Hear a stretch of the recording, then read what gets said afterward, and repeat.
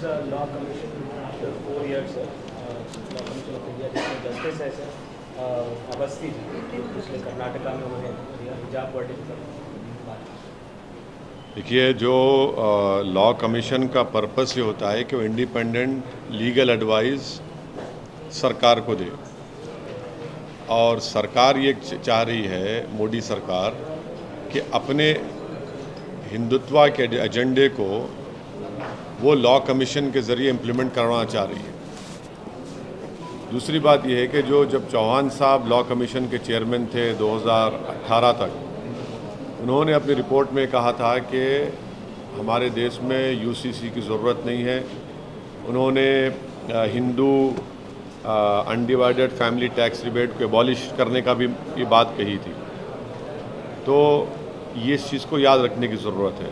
और उन्होंने जो बातें कही थी, इंडिपेंडेंट था उनका एक ओपिनियन लॉ कमीशन का। अब यहाँ पर जो लॉ कमीशन अभी कॉन्स्टिट्यूट किया गया है, जिसमें चेयरपर्सन जिसको बनाया गया है वो ऑनरेबल जज साहब कर्नाटका में हिजाब के जजमेंट जब दे रहे थे, हम तो उस जजमेंट से डिसएग्री करते, हमने ओपनली कहा है, मगर उन्होंने कुरान की आयत को मिसरिप्रेजेंट किया, हदीस को आउट ऑफ कंटेक्स्ट लेकर वो जजमेंट दिया और कह दिया कि स्कूल जो है वो एक प्रिजन और मिलिट्री कैंप की तरह है।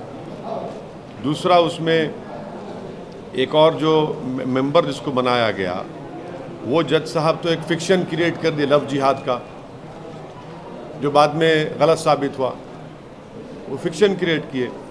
तो ये लॉ कमीशन को एक इंडिपेंडेंट एक्सपर्टीज़ की ज़रूरत है, जो जूरिस्ट होना चाहिए।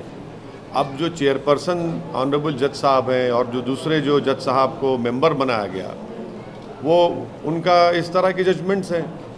अब बताइए आप, तो ये तो खाली लगता है हमको एक फॉर्मेलिटी है, इनको बनाकर भाजपा अपने हिंदुत्व के एजेंडे को पुश करना चाहती है।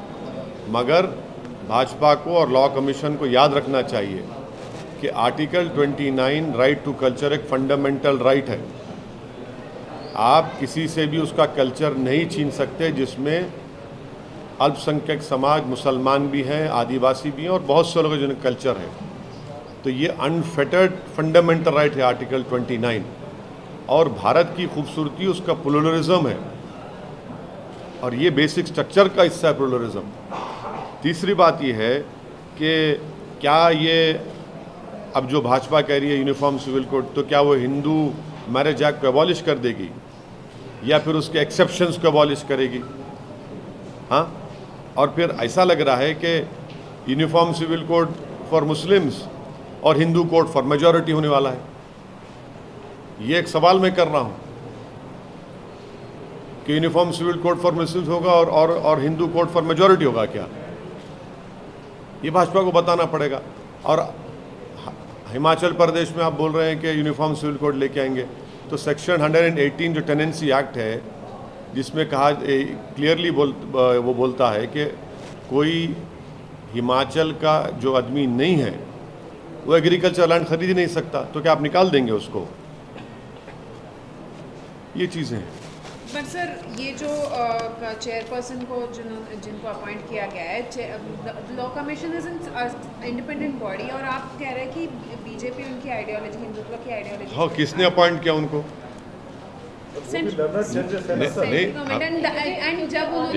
देखिए सवाल वो नहीं है उनको किसने अपॉइंट किया, उनको सरकार ने अपॉइंट किया, उनका जजमेंट है। सुनिए हम जजमेंट डिसएग्री करते, मगर अगर वो बहैसियत चीफ जस्टिस कर्नाटका के उन्होंने एक जजमेंट दिया, हम डिसएग्री करते, मगर आप कुरान की वर्सेस को मिसरिप्रेजेंट करते हैं। Prophet Muhammad peace be upon him के हदीस को आप उसको तोड़ के पेश करते हैं। और फिर जो एक और ऑनरेबल जज साहब को जो मेंबर बनाया गया है, उन्होंने तो अपने जजमेंट में लव जिहाद का फिक्शन क्रिएट किए। लॉ कमीशन जो होता है एक इंडिपेंडेंट एक्सपर्ट लीगल एडवाइस देना उनका काम होता है। Sir, another issue, the central government in its affidavit to the Supreme Court has excluded Dalits who converted to Muslims and Christianity, saying they are of foreign origins and thereby cannot be considered into the caste system. हाँ, इस पे तो यही कहूँगा कि हाय नरेंद्र मोदी जी, आपकी मोहब्बत उन बैकवर्ड मुसलमानों से। क्या कहा था उन्होंने हैदराबाद में? बीजेपी की एग्जीक्यूटिव कमेटी हुई थी यहाँ पर, मुसलमानों में जो पिछड़ा मुसलमान है, क्या मोहब्बत है मोदी जी पिछड़ा मुसलमान से आपकी। आपकी असली मोहब्बत तो एफिडेविट में निकल कर आ गई। आपने पिछड़ा मुसलमान को कह दिया कि वो, क्या कहा आपने मैडम? वो नहीं, पसमानदा नहीं, पसमानदा मुसलमान के बाद फॉरेन ओरिजिन के मोदी जी पसमानदा मुसलमान।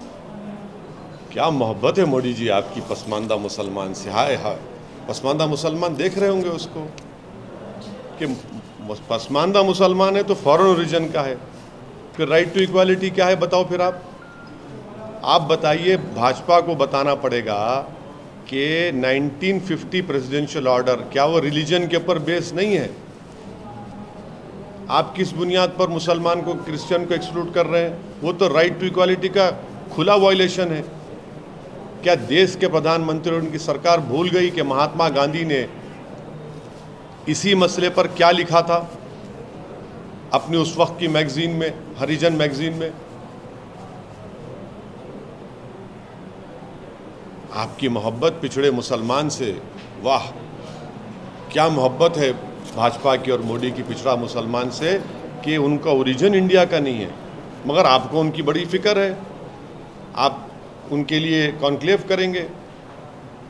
आपकी मोहब्बत, हमने तो पार्लियामेंट में मैंने कई स्पीचेस दी हैं जिसमें मैंने कहा कि 1950 प्रेसिडेंशियल ऑर्डर को ख़त्म करना चाहिए, ये रिलीजन न्यूट्रल होना चाहिए। भाजपा ने अपने बार एसोसिएशन ने भी जिस तरीके से कहा कि डोंट जज द जज, हाँ, आप जिस तरीके से जज को जज कर रहे हैं वो सही नहीं नहीं है। देखिए वो बोलेंगे ना, क्योंकि वो नॉमिनेट किए। आपका तो एजेंडा है भाजपा का, जज को तो जजमेंट से जज करेंगे ना। इंडिविजुअल उनके पर्सनली हम नहीं जज कर रहे, उनका जजमेंट उन्होंने दिया था, उस पर हम जो आप बोल रहे हैं। तो सर वो एक पर्टिकुलर इशू को लेके उनका जजमेंट था। आप हाँ, उनको तो इसीलिए हाँ नहीं, I am not on a particular issue. No, I am raising a question. I am raising a question about the independence of the Law Commission, which is supposed to be an independent organization. Their main task is to give independent expert legal advice. In 2018, when Mr. Justice B.S. Chauhan was the chairperson, he said no need for UCC. He said abolish the Hindu undivided family tax rebate. आप क्यों नहीं accept कर रहे भाई उसको? एक report आ गई ना आपका, आप क्यों नहीं एक्सेप्ट कर रहे उसको? आपको पेट में हजम नहीं हुआ, आपका मकसद पूरा नहीं हुआ उसमें हिंदुत्व आइडियोलॉजी को इम्प्लीमेंट करने का, तो आपने फिर ये किया। तो पूरा निकाल देना चाहिए, क्या करना चाहिए? क्या आपकी क्या मांग है कि ये जो चेयरपर्सन है, जो मेंबर्स है, नहीं, आप देखिए, नहीं, हम तो ये क्वेश्चन रेज कर रहे हैं। अभी सरकार इसका नोट ले या ना ले, मगर हम तो अपना क्वेश्चन रेज कर रहे हैं, पॉइंट्स हम उठाए हैं। सर, हिमाचल में भाजपा सरकार ने अपने घोषणा पत्र में जो है यूनिफॉर्म सिविल कोड बोल दिया ना? नहीं सर, हिमाचल पे नहीं। हिमाचल बोला मैं, हाँ बोला मैं, अभी इसमें बोला मैं, सेक्शन 118। आज इम्पोर्टेंट एक है, बीजेपी ने आज एक लिस्ट जारी की है अपने उम्मीदवारों की गुजरात में। उसमें मोरबी की जो टिकट है उसका टिकट काट दिया, जो एमएलए है, और कई सारे लोगों का टिकट काट दिया। तो क्या ये दर्शाता है? वो किसको टिकट काटे ना दे वो उनका इंटरनल मैटर है, मगर मोरबी में जो 150 लोग मरे, जिसमें 50 बच्चे थे और 1-2 साल का बच्चा था, अभी तक जो कंपनी को ये काम लिया गया था उस ब्रिज को सही मेंटेन करने का, चलाने का, उनको अभी तक अरेस्ट नहीं किया गया है। और दूसरी बात यह है कि आपको याद होगा खेड़ा गुजरात में गरबा में एक पत्थर फेंकने के इल्ज़ाम पे मुसलमानों को रोड पे लाकर लटों से मारा गया, जनता को जमा करके। ये कौन सा इंसाफ है आपका कि एक कंपनी जो सिर्फ 12 लाख खर्चा की है, क्या गुजरात की जनता की कीमत 12 लाख है? और आप उनको गरबा में पत्थर फेंकने वालों को रोड पे लाके लटों से मारते हैं, और ये कंपनी जो मौत की जिम्मेदार है 150 लोगों की, जिसमें 50 मासूम बच्चे और एक 2 साल का बच्चा है, आप उनको तो कह रहे हैं कि बेटा हम तुम पे फूल बरसाएंगे, आराम से घर में बैठो। ये कौन सा इंसाफ है आपका? ये इशू बन सकता है सर, ये पोल में सवाल देखिए, इंसान की जान जो होती है ना, वो इशू नहीं है, वो इंसान की जान है। जो लोग अपने रिश्तेदारों को, भाइयों को, बेटों को, बहनों को खोए हैं, हम उनकी तौहीन नहीं कर सकते। आप इंसाफ करिए ना। आप देखिए, मैं आपको 2 इंसिडेंट दे रहा हूं आपको, आप खुद जनता फैसला करे। सर, आसाम गवर्नमेंट ने एक अभी अल्टीमेटम दिया है। नहीं, अब ये बस अब ये हो गया। और बस एक गुजरात को अब EW से पूछना है आपको। हाँ बोलिए। क्या प्रॉब्लम है सर EWS का रिजर्वेशन लिए? हालांकि 3-2 से वर्डिक्ट आया है, लेकिन आप उसकी खिलाफत में क्यों सर? इसलिए है क्योंकि पार्लियामेंट में मैंने उसको अपोज किया था, उसके खिलाफ वोट दिया था, और मैंने उसको कहा था कि this is a fraud on the constitution. और राज्यसभा में DMK और एक पार्टी अपोज करे। तो ये जो पार्टीज जो आज वेलकम कर रहे हैं, ये क्या बताता है मंडल पॉलिटिक्स के बारे में, अम्बेडकरेट पॉलिटिक्स के बारे में? मेरा अपोजिशन इसलिए है, एक प्रिंसिपल के ऊपर है कि पुलिस की ब्रूटैलिटी कौन फेस करता है, एनकाउंटर किसका होता है, कौन पानी जब पीता है तो मौत के घाट उसको उतार दिया जाता है, किसको पीटा जाता है अगर कोई घोड़े पे बैठ के दूल्हा बन के जाता है, और कौन स्कूलों से एक्सक्लूड किया जाता है, किसके घरों को डिमोलिश किया जाता है। इन लोगों को रिजर्वेशन की ज़रूरत है। सुनिए, social educational backwardness, social injustice, this is the criteria of reservation. और मैं आपको कह रहा हूं कि आप पॉवर्टी को रिजर्वेशन बोल रहे ना, तो आपसे अपील कर रहा हूं और ये सुनने वालों से अपील कर रहा हूं कि रुक्मिनी एस जो मिंट पेपर में थ्रू डेटा उन्होंने बताए, if economic reservation have to be given, then Muslims should have the first claim because they are the poorest socio-economic community in the country। अच्छा, अब मैं क्यों अपोज करता हूँ सुन लो। अब आप ज़रा आराम से सुनो, क्योंकि आप लोग सब बड़े बड़े ऊपर के लोग हैं, मैं नीचे का हूँ। तो forward caste are rare among the poorest fifth of Indians, over represented among the rich. Second point, EWS कौन है? EWS कौन है? प्रधानमंत्री वजीर आजम के ओपिनियन में पूरा इंडिया EWS है। क्यों बोल रहा हूं मैं? क्योंकि एक स्टडी हुई थी, Indian human development survey IHDS, conducted by national council for applied economic research and university of Maryland, जिसमें उन्होंने कहा कि on an average little over the top 1% of the country has a house hold income of over 8 lakh. अब पूरे हो गए। अच्छा, और एक चीज सुनो आप, SC/ST स्कॉलरशिप की सीलिंग क्या है? 2.5 लाख। आप लोगों की 8 लाख, आप तमाम की 8 लाख, और SC/ST स्कॉलरशिप की 2.5 लाख। तो रेवड़ी किसके लिए रिजर्व हो रही? आप लोगों के रिजर्व हो रही। तो मेरा मानना यह है कि this is the first step to ending reservation for the backward communities. और आप पढ़िए सुप्रीम कोर्ट का majority judgment, paragraph 185-187, justice J. Pardiwala ने कहा, उन्होंने I see this as the first step to ending reservation backward community. Justice majority judgment justice Pardiwala बोल दिए।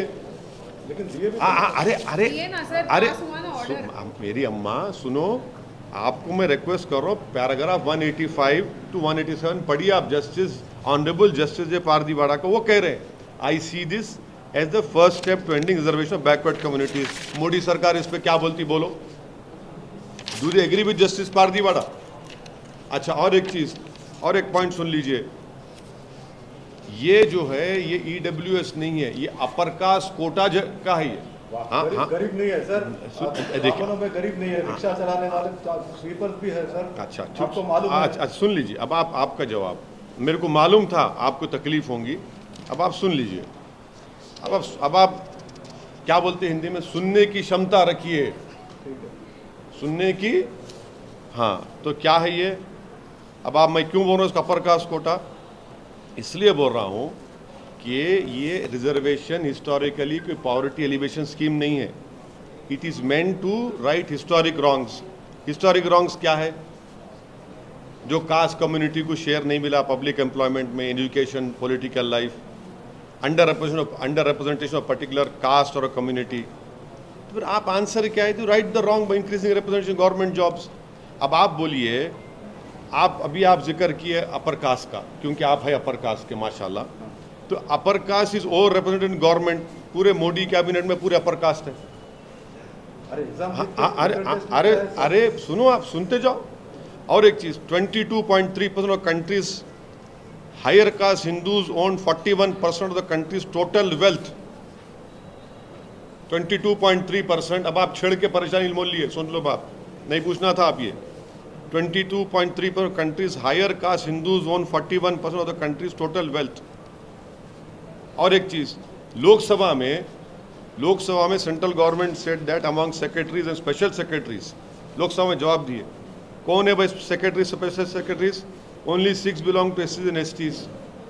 Out of 91 additional secretaries, the number of officers belong to SC and ST OBC are 10-4. And out of 245 joint secretaries, the number of officers belong to SC, SC and OBC community are just 26 and 29. In Group A, the highest tier among these representation of SCs is just 12.86, STs 5.64, OBC 6.84. किस में है ये? Group A में। And reservation कितना है इनका? SCs का भी रिप्रेजेंटेशन 12.8 है, उनको रिजर्वेशन मिल रहा है 15%। STs का रिजर्वेशन 7.5, उनका रिप्रेजेंटेशन ग्रुप ए में 5.6, OBCs का रिजर्वेशन 16.88 और उनका रिजर्वेशन क्या है? 27%। अब देखते जाओ आप। अच्छा, सेंट्रल यूनिवर्सिटीज में कितने OBC प्रोफेसर्स है? 313 में 9। हाँ, अब आप इसको क्या बोलेंगे? बोलो आप। तो इसीलिए हम बोल रहे हैं कि ये जो रिजर्वेशन गवर्नमेंट EWS नहीं, अपर कास्ट कोटा रिजर्वेशन है ये, तो ये सब चीज़ें हैं। अच्छा, और एक चीज़, अब आप बोलते हैं कि नहीं ये ऐसा नहीं है, उसको गलत है, न्यू सिस्टम विल नॉट। अच्छा, और एक बीजेपी क्या बोलती? New system will not affect reservation already in place. इसका एग्जाम्पल दो, how is it affecting? Recent recruitment notification October 2020 issued by Institute of Banking Personnel Selection, IBPS बोलते हैं उसको। As per notification, OBC, SC, ST quota has been reduced to accommodate the 10% EWS quota. ये कौन सा है? Institute of Banking Personnel Selection. In effect, quota for OBC, SC and ST candidates have been reduced to 49.5 से 40% हो गया वो, while maintaining the open category tally at 50%. Effect नहीं हो रहा है। सुनो, वो सब वो नहीं, द प्रूफ ऑफ द, सुनिए, ग्राउंड रियलिटी बोल रहा हूँ मैं आपको, मेरा नहीं है डेटा ही है। मैं आपको और सुनो, अब आपको तकलीफ हो रही है मैं बोल रहा हूँ से बातें, मगर आपको सुनना पड़ेगा। क्षमता रखिए, सबर करिए। अच्छा, गवर्नमेंट जो डेटा टेबल करी 10 सेंट्रल डिपार्टमेंट्स का, defence production, railways, financial service, post, defence, housing, urban affairs, home affairs, atomic energy, revenue, education. जनवरी 1, 2021 में data shows a huge backlog of SC। कितने फिल किए? 13,220 आपने फिल किए। वैकेंट कितने? 17,880। शेड्यूल्ड ट्राइब का आपने फिल किया 9,619। वैकेंसीज कितने हैं? 14,000। OBC फिल किया आपने 11,732। वैकेंसीज कितनी है? 19,283। A total of 51,224 vacancies reserved posts against 34,500. These are posts which are filled. This is what I have to say. और मैं फिर से पूछ रहा हूँ, क्या देश के प्रधानमंत्री ऑनरेबल जस्टिस पारदीवाड़ा साहब ने अपने जजमेंट पैराग्राफ नंबर 185-187 में जो कहा है कि I see this as the first step to ending reservation for backward communities, क्या ये भाजपा सरकार ये करेगी? और मेरे को खतरा दिखता है मेरे को कि रिजर्वेशन ख़त्म करने के लिए ये सब चीज़ें आगे बढ़ रही हैं। सर 50% रिजर्वेशन है, कुछ स्टेट्स में 50 से ज़्यादा है, तेलंगाना का लो, आप तमिलनाडु का लो 70 से ज़्यादा है, तो दिक्कत क्या है सर? मतलब गरीब लोग जो EWS में मिल रहा, EWS से अपर कास्ट में जो लोग गरीब लोग नहीं है, जो पॉपुलेशन का 80% है उन्होंने 50 में खेलना। हाँ, जो पॉपुलेशन का 80% है उन्होंने 50 में खेलना, जो पॉपुलेशन का 15% उन्होंने 50 में लेना। हाँ, वो गरीब नहीं है, गरीब। अच्छा देखो, अरे बिल्कुल सही बात बोल रहा हूँ। आप लोग तमाम बड़े लोग हैं, आपको क्या मालूम? अरे भाई, आप शादी में घोड़े पे बैठे तो तकलीफ होती नहीं होती आपको? आप पानी पिए तो जान चली जाती नहीं जाती आपको क्या तकलीफ मालूम साहब? जिल्लत उठाना जिसको जलील होता है उसको मालूम। सर, बड़े कैश में भी ऑटो चलाने, रिक्शा चलाने वाले हैं, झोपड़ी में जीने वाले हैं, वो लोगों को 10% मिल रहा है, 35% मिल रहा है। अरे बाबा, जो 80% है उन्हें 50 में खेलना, जो 15% है उन्हें 50 लेना। क्या करना सर? 50 तो अरे वही तो हो गया ना, वही तो हो गया। 70% से ज्यादा है सर, और क्या चाहिए? और क्या चाहिए? अरे क्या बात कर रहे? हजारों साल से जुल्म हो रहा, हजारों साल से जुल्म हो रहा, और आप बोल रहे क्या करना?